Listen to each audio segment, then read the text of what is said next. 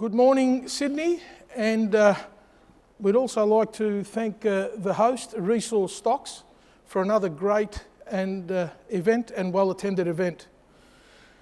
Ladies and gentlemen, our company, Cardinal Resources. I'll give you a little bit of history. Nearly 30 years ago, we looked around this area, northern part of Ghana, and we found some gold out there, and it's been a long process, but we got to it about 5 years ago, and we drilled our very first hole into this deposit 5 years ago. So it's a brand new discovery in the northern part of Ghana, where there shouldn't have been any gold, and I'll show you some maps of Ghana. The board and management, we've got Kevin Tomlinson, he's our chairman. We've got myself and Malik Issa. Our previous project, we bought it for $7 million in the southern part of Ghana and drilled it out back in 2010 and walked out at $730 million. It's now pouring gold under the brand of Asanko, which is a JV between Asanko and Goldfields. Michaeli Maskillo. Michaeli's a corporate lawyer who's been in the resource sector since he left university many years ago. This is all he does. The bottom row there, Trevor Schultz. He's our technical, one of our technical directors. His previous gigs with Anglo Gold in Ghana, he was a COO for 6 years. He built 4 mines in West Africa for Anglo Gold, and his recent construction job was at Centamin in Egypt. That project churns about 500,000 ounces per annum, and it's got a very similar flow sheet to ours. So his knowledge and contribution is very valuable to us. Dr. Kenneth Thomas, he's got a long history. I'll start with Barrick. He was number 3 employee at Barrick for Peter Monk. That was quite a while ago, and he actually helped put Barrick on the map up until recent times when it was merged with Randgold. But he was there throughout all its growth and development. So employee number 3 for Barrick, very seasoned, experienced person as well. Now the 2 yellow boxes, Dave Anthony, recently appointed as our Chief Operating Officer. Dave Anthony has been with us for about 1.5 years. He's built 12 mines, and 6 of those have been for Barrick. 4 of them were in Africa. So Dave was with us for 1.5 years as a consultant, and as we're getting to the pointy end, he's now our COO. He's actually taken ownership of our last study, which is the pre-feas, and this current study, the feasibility study, which is due out shortly. Bruce Lilford, he's our project manager. He's ex-AMEC Foster Wheeler. He's been with us for nearly 4 years, nurturing the project. Corporate overview. As you can see there in the pie chart, the list of investors, brand names, global long gold investment brands. I don't need to talk to them as individuals, other than to say that Goldfields bought their position on the market off public information approximately 2 years ago. It took them about 6 to 8 months to build up their position on the market. And Van Eck bought us with their active fund, so it's their long gold fund, not the ETF fund that we commonly know.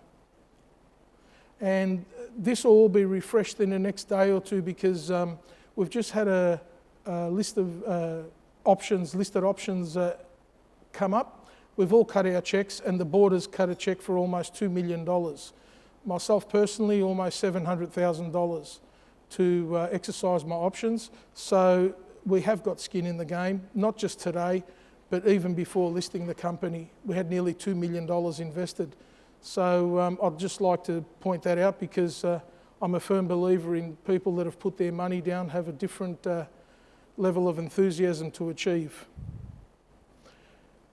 Some of our companies, our brokerage firms that cover us, wide and varied group there, Argonaut, Beacon in Canada, BMO, the bank in Canada, Claris out of Canada, Cormark, Macquarie Research, Hartley's here in Australia in Perth, big supporters of ours, have been from inception, and RFC Ambrian. And I believe after our feasibility is released, there should be a few more names on that list as well. Okay, where we are. In the northern part of Ghana, as I mentioned before, what's interesting is the southern part of Ghana has plenty of mines down there. They've been mining for over 100 years. Very well-known jurisdiction, very stable jurisdiction, English law and the like. We're right up there on near the border of Burkina Faso. We have 4 commercial flights a day to the local airport, and then it's a 2-hour drive out to us. But as you can see, what's interesting is the text there. We've got hydropower close by, we've got continuous water supply, and we've also got the sealed national highway. That's the highway that feeds West African mines, and West Africa as a whole is close to us. It's only 25 kilometres away. Our PFS, which was released last year in September, looked like this. At the time, $1,250 gold was the number that was used, and our after-tax IRR was at $1,250 as well. Obviously, things have changed since then. A little bit about our financials. Our pit was designed at $1,100, or $105 to be exact. Our financial model was at $1,250. Our development capital cost was $414. Now we've got 2 components for all-in sustaining. We've got a starter pit which has approximately 1 million ounces in it, which can be dug up within 3 years, and that runs at a cheaper all-in than the life of mine.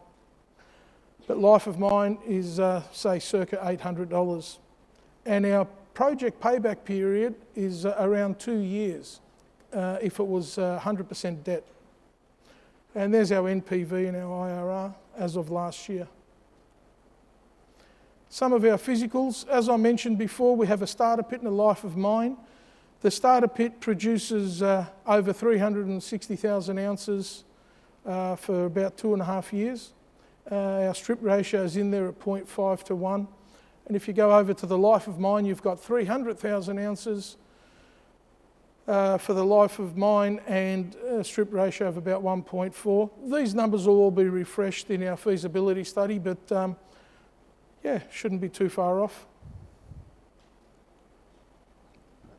Broad dimensions of the deposit with grade. As you can see there, the high-grade gold has its own starter pit that's on surface, and there's the life of mine pit. It's approximately 1 kilometre long to start off with, 400 metres deep, and the next one there will show the width of the ore body. It's approximately 350 metres wide.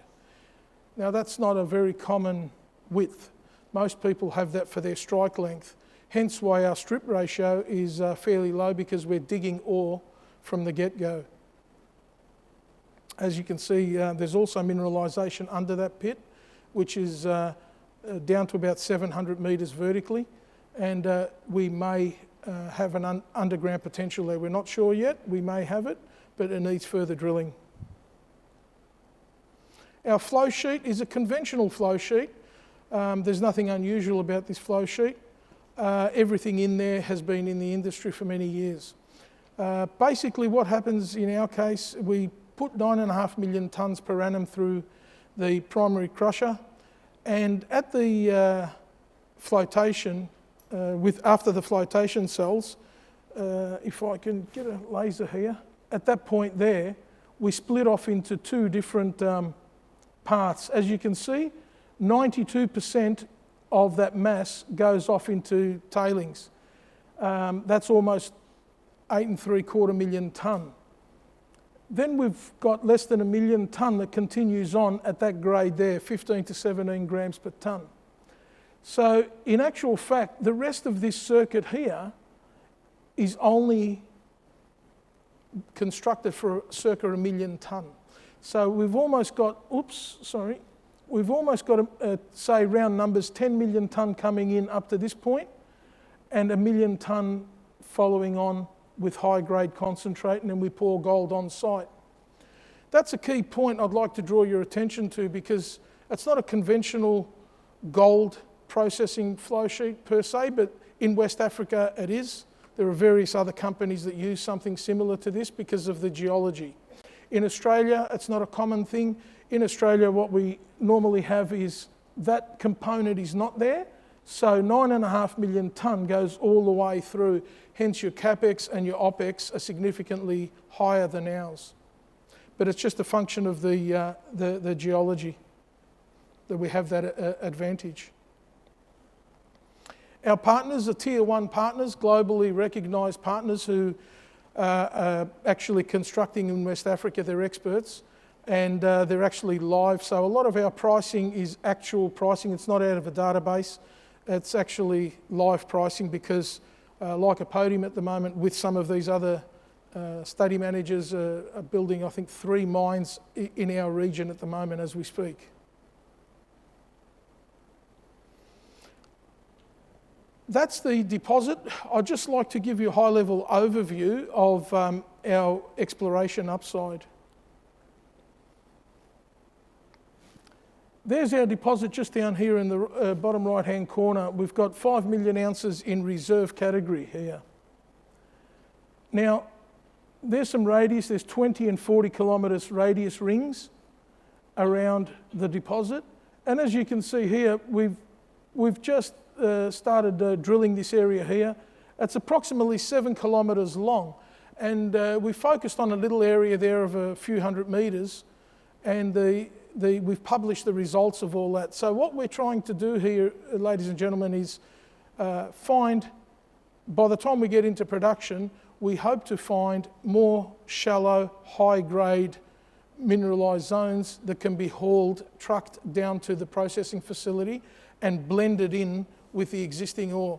Because at the moment we've got about 15 years of mine life, and if we can find another 5, 10, 15 years in that district, we'd be more than happy to take it on, provided it's all economic. So that's the game plan from a regional play. It's not just about Namdini, we do have exploration potential as well. Here's some timelines. As you can see there, there's a footnote there for our feasibility study that we aim to have it delivered by this quarter. Decision to mine by the next quarter, by the end of this calendar year. And then if all goes well, we should be pouring gold towards the end of 2022, which is approximately 2 years, 2.5 years away. And our district exploration is to continue on there in the background, and that's subject to seasonal fluctuation, but we'll continue marching on there in the background nice and quiet. We do have quite a few drill targets out there. Having said that, I'd like to say thank you. And once again, thank you to the event organisers, Aspermont and ResourceStocks. Thank you very much, Sydney. Enjoy yourselves.